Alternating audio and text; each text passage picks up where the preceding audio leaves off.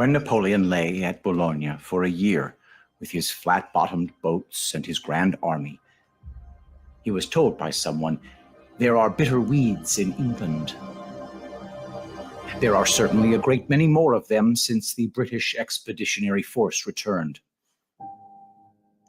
So I have, myself, full confidence that if all do their duty, if nothing is neglected, and if the best arrangements are made as they are being made, we shall prove ourselves once more able to defend our island home, to ride out the storm of war, and to outlive the menace of tyranny, if necessary, for years, if necessary, alone.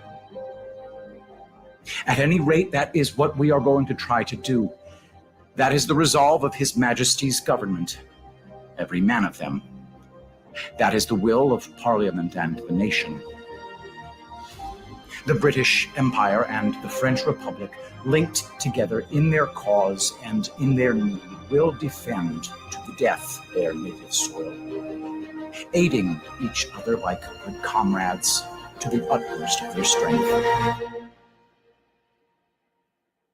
Even though large tracts of Europe and many old and famous states have fallen, or may fall, into the grip of the Gestapo and all the odious apparatus of Nazi rule, we shall not flag or fail. We shall go on to the end. We shall fight in France. We shall fight on the seas and oceans. We shall fight with growing confidence and growing strength in the air. We shall defend our island, whatever the cost may be. We shall fight on the beaches. We shall fight on the landing grounds. We shall fight in the fields and in the streets. We shall fight in the hills. We shall never surrender. And even if, which I do not for a moment believe, this island, or a large part of it, were subjugated and starving, then our empire beyond is armed and guarded by the British fleet, will carry on the struggle until, in God's good time, the new world with all its power and might steps forth to the rescue and the liberation of the old.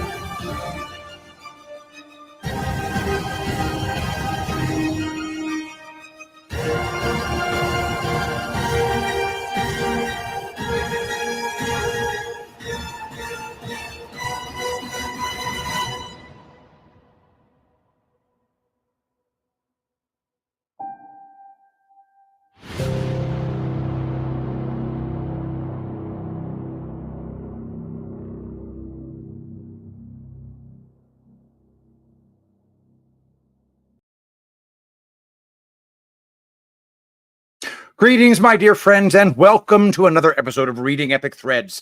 I'm your host, Patrick Gunnels, joining you from Houston, Texas, this July 23rd, 2024 at 12 noon Central Daylight Time.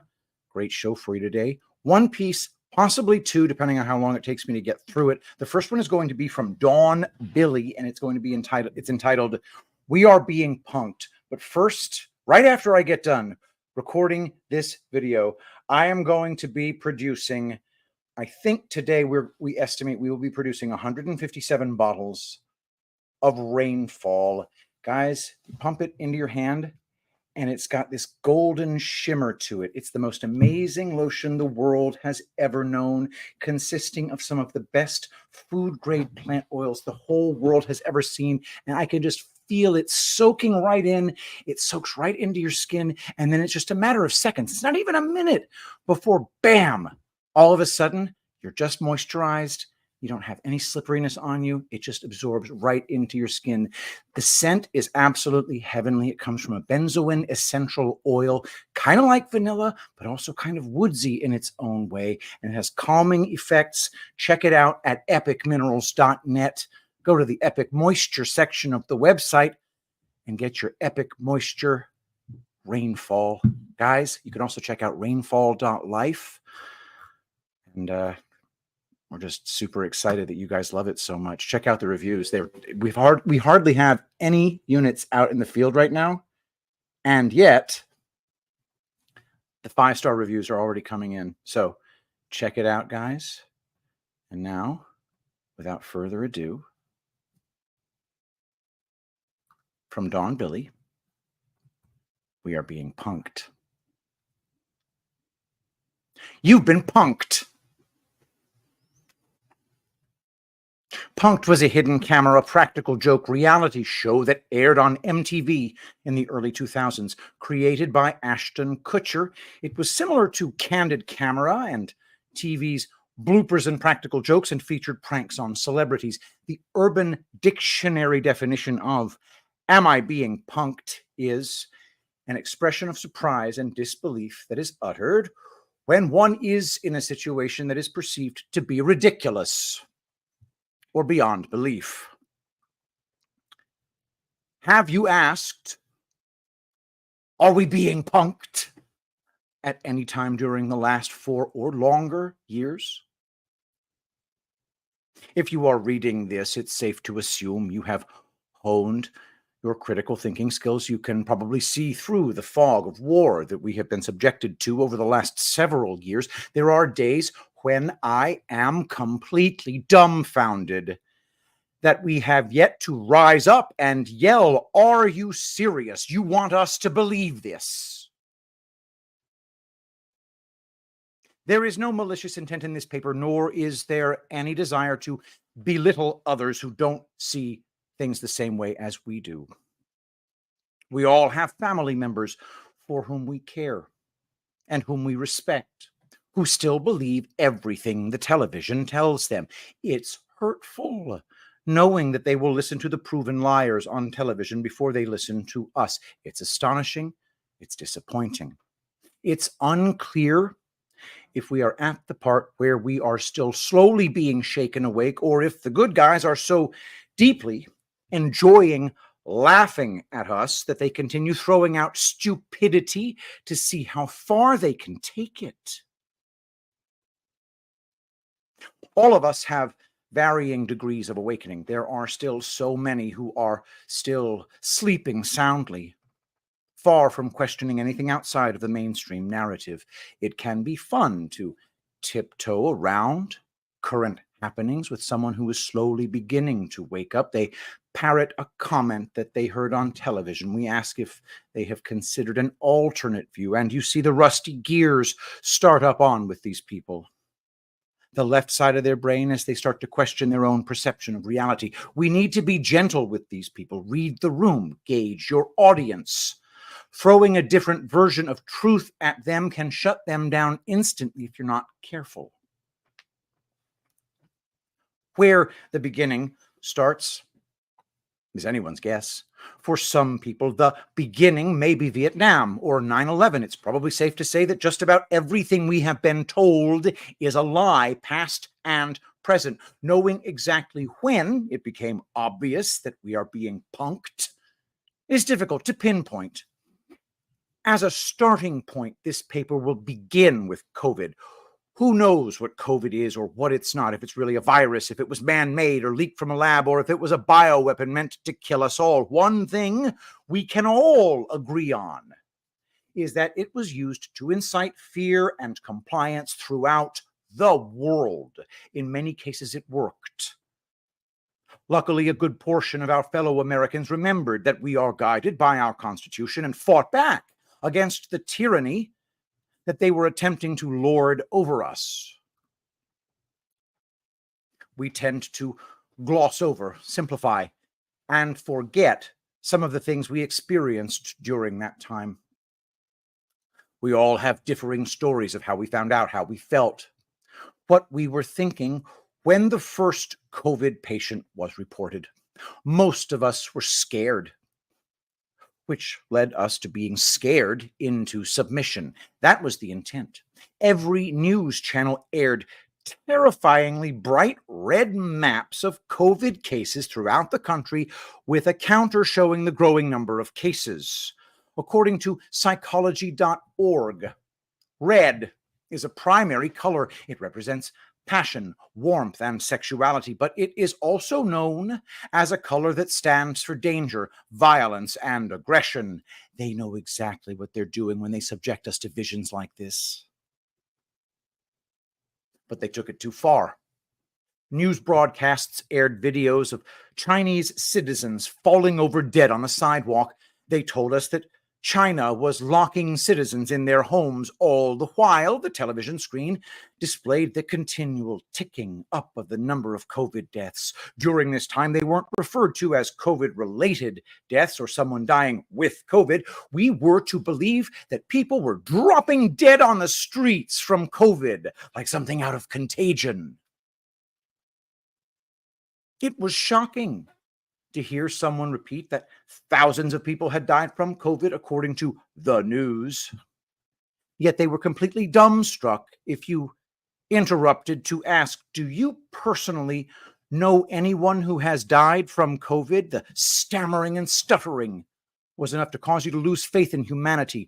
Where were the American citizens dropping dead on our streets? We were expected to believe that we were safe, sitting at a table drinking a Coke, but as soon as we stood up to leave without a mask on our face, we were likely to die. It was a scary, difficult time. Our critical thinking skills were infected by COVID.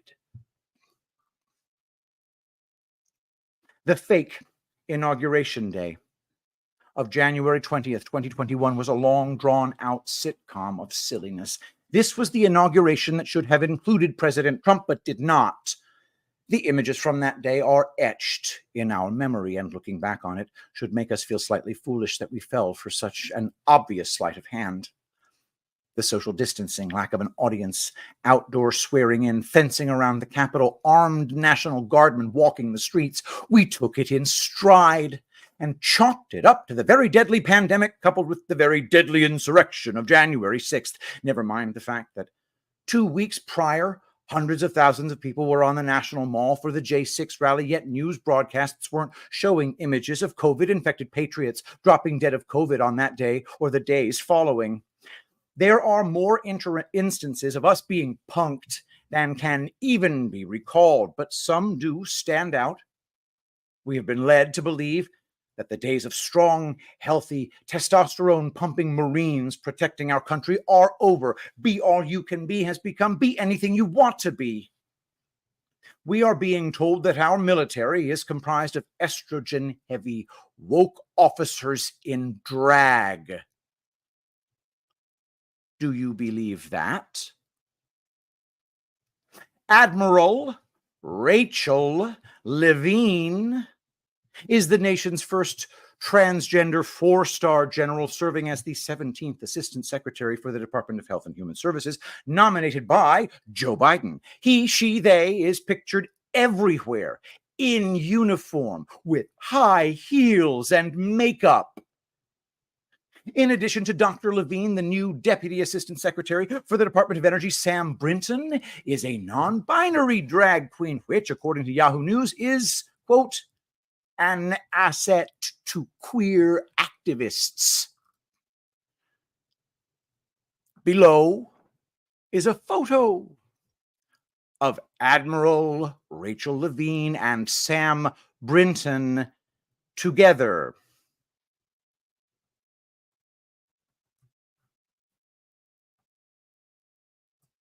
Just feast your eyes, guys. Are we being punked? While these people, positions, and circumstances may be real, in the past, they would have been brushed under the rug, not shoved in our face to accentuate the absurdity of it all. The classified documents case against President Trump was recently dropped Following the Supreme Court's presidential immunity ruling, while the validity of this case may have been in question, there are other court cases concerning Trump that are either an education of our corrupt judicial system or a test of how gullible we are. Take, for instance, Fani Willis. The Georgia election subversion case began as a case against Trump for attempting to subvert Georgia's 2020 presidential election results. However, when the Real Housewives of the Fulton County Court began, it was discovered that Ms. Willis was having an affair with the prosecutor. What happened and followed was an absurd display of deceit, corruption, and flat-out nonsense. Ms. Willis's father took the stand to testify on her behalf, which was odd, but his testimony seemed scripted from a reality TV show. According to PBS.org, John Clifford Floyd III, Fani Willis's father, testified that, quote, he always told his daughter to have 6 months of cash on hand. That part makes sense. Good fatherly advice. But he went on to say, quote, it's a black thing. Most black folks, they hide cash. They keep cash. Fani herself took the stand and spoke to the judge like a petulant child in need of serious discipline for her blatant disrespect. Other than an episode of Judge Judy, this was unlike any other televised trial I have ever seen. It was impossible to miss the ridiculousness of the whole situation. We are expected to believe that a woman with an advanced degree, a black woman, who has risen to the level of district attorney for the state of Georgia, conducted herself this way. She was humiliated, embarrassed, exposed to be a liar, a cheater, and an overall nasty woman. Not to mention unprofessional and suffering from a severe case of Trump derangement syndrome. Yet we looked away and said, yep, that was obviously real. In a June 2024 article, CNN reported that the election subversion conspiracy case will be indefinitely paused by the Georgia Appeals Court. The odds of this case continuing at all are probably very slim. Green Lives Matter, at UltraFrog17 on Twitter, posted a video compilation on X of clips from Senator Adam Schiff, Congressman Adam Schiff, CNN's Jake Tapper, Senator Chuck Schumer, Congresswoman Pramila Jayapal, and CNN's John Berman discussing the very violent insurrection of January 6th. In each instance, rather than saying that Donald Trump incited the insurrection, they say Donald Trump incited the erection. It's hilarious in a juvenile way, but difficult to believe that every one of these instances was a mistake. Was their script or teleprompter written this way intentionally? This, too, is either a distraction, an awakening moment, or an opportunity to embarrass and shame these people. Well before the June debate between President Trump and Joe Biden, it was clear that Joe Biden was not in control. At any time in your life, have you seen a president of the United States fall up the stairs? Not once, not twice, but over and over. How many times have you seen a president wander off stage unsure of where he was going? Does it alarm you?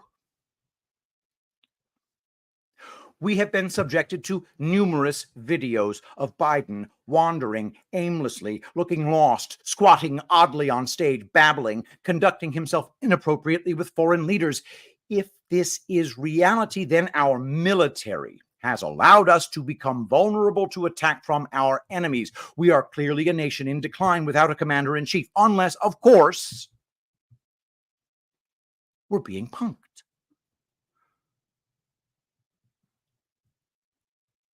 We've all seen or heard the stories of Biden and his earlobes. Whether you think he is the same person he has always been, or you believe he is an actor in a mask, you have to admit that he looks much different from how he looked in the past. People argue that he's aging. He's had facelifts, on and on. However, President Trump doesn't look much different than he did 10 or 15 years ago. There are many cases where people appear much different than they did pre-2020. Some people seemed to change their appearance and then change back again. Kamala Harris is a perfect example. She looked like Kamala.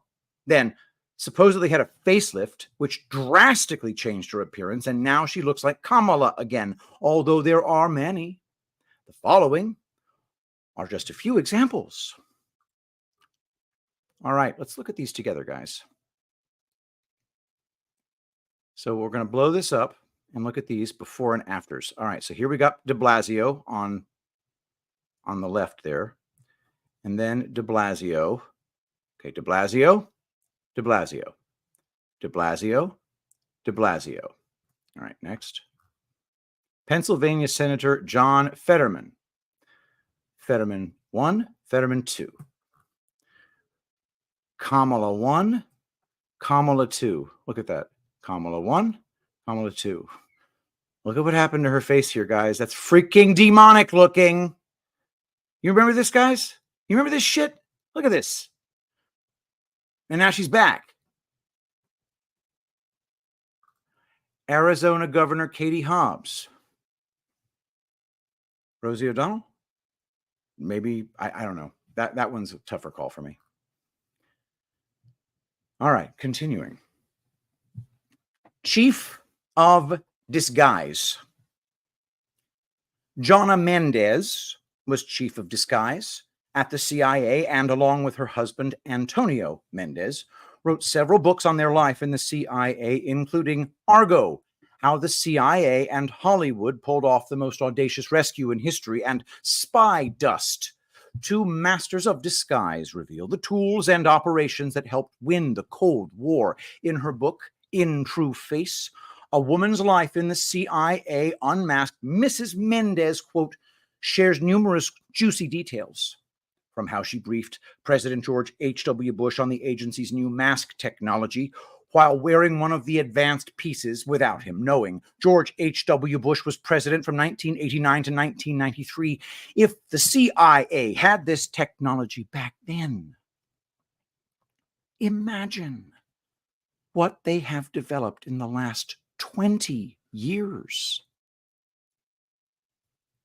There are links to several interviews with Mrs. Mendez on her website. In her interview, How the CIA Used Cutting-Edge Mask Technology to Blend In with Russian babushkas on Secret Mission, Mrs. Mendez says, quote, one day I ventured out to test an early prototype of a new mask. This one turned me into a black female. To soften the color transition immediately around my eyes, I wore medium tinted glasses, but otherwise my disguise went on easily. I also wore a pair of gloves that went up to my elbows, matching the pigment of the mask. Jonna Mendez has fabricated disguises around the world in the most hostile cities in the world. She is able to take a well-known figure and quickly disguise them to the level that they basically disappear, and their colleagues would not be able to recognize them. It's safe to assume that masks can also be created to alter someone's appearance so that they look like someone else entirely. How can we not believe that corrupt members of our government who look slightly different on television or social media may be actors using this technology? From Sun Tzu to the present, warfare has been conducted by the use of deception and illusion. The fourth PSYOP group. Deception is not a new idea in warfare. According to the fourth PSYOP group's official U.S. Army website, Who We Are, PSYOP forces are masters of influence, the core of information warfare. We conduct influence activities to target psychological vulnerabilities and create or intensify fissures, confusion, and doubt in adversary organizations. We use all available means of dissemination, from sensitive and high-tech to low-tech to no-tech, and methods from overt to clandestine to deception. End quote. In Ghost Army, the combat con artists of World War II, the 23rd Headquarters Special Troops, known as the Ghost Army, was the first mobile multimedia tactical deception unit in U.S. Army history, this top secret unit used visual, sonic, and radio deception to fool German forces during World War II. The unit waged war with inflatable tanks and vehicles, fake radio traffic, sound effects, and other forms of illusion to trick the enemy. In Operation Fortitude, the military used deception during the build-up to the 1944 Normandy landings. Dummy tanks were used to confuse German intelligence by making it appear that the Allies had more tanks than they did, as well as to hide the location of the real tanks, to make it seem that the invasion would occur somewhere other than Normandy. Following the war, the unit's soldiers were sworn to secrecy, records were classified, and equipment packed away. Except for a newspaper article right after the war, no one spoke publicly about the deceivers until a 1985 Smithsonian article. Though knowledge of the 23rd Headquarters Special Troops was then public, it was still officially classified until the mid-1990s.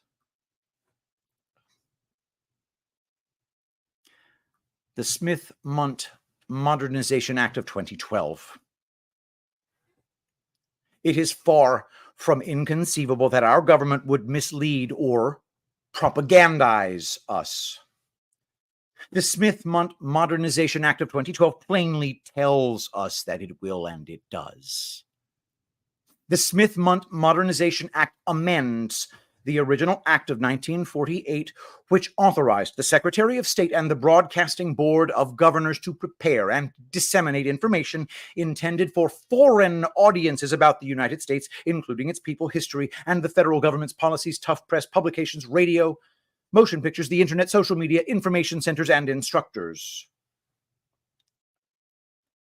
The original Smith-Mundt Act was signed into law in 1948. The principal purpose of the legislation was to engage in a global struggle for minds and wills. The first and most well-known restriction was a prohibition on domestic dissemination of materials intended for foreign audiences by the State Department. In other words, for decades, it was considered an anti-propaganda law which prevented the U.S. government from delivering programming to American audiences.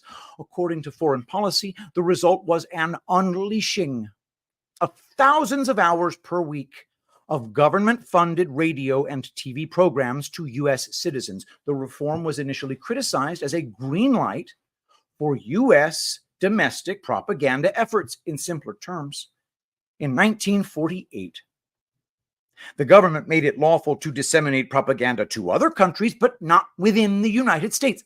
However, after the Smith-Mundt Modernization Act of 2012 went into effect on July 2nd, 2013, during Barack Obama's presidency, propaganda within the United States was permitted.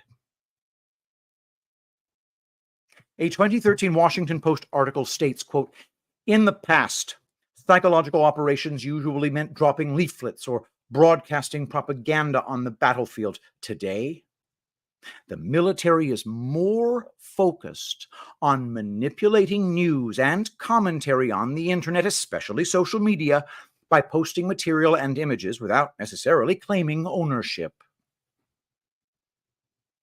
If you have ever thought that everything is a lie, you're probably right. We have been subjected to years of disinformation. It has certainly been frustrating and tiresome, but unfortunately, we have no control over the situation. We have to find comfort in the belief that what we have experienced is for our own good, and that someday this will all make sense to us. We are living through a historic period, and many of those around us have been protected from whatever clandestine operations have been undertaken.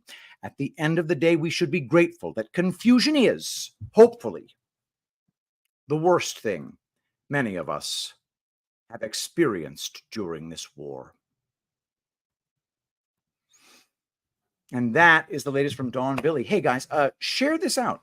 I think this is a magnificent encapsulation of why people like Chris, people like Dawn, people like I feel the way that we do about the so-called current events that we're being asked to consume as the truth.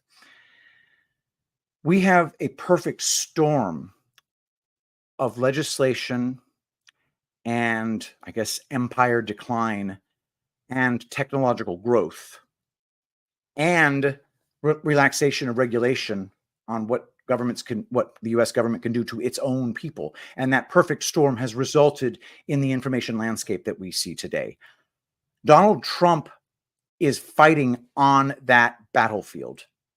He's fighting against people whose first weapon is incredibly sophisticated deception.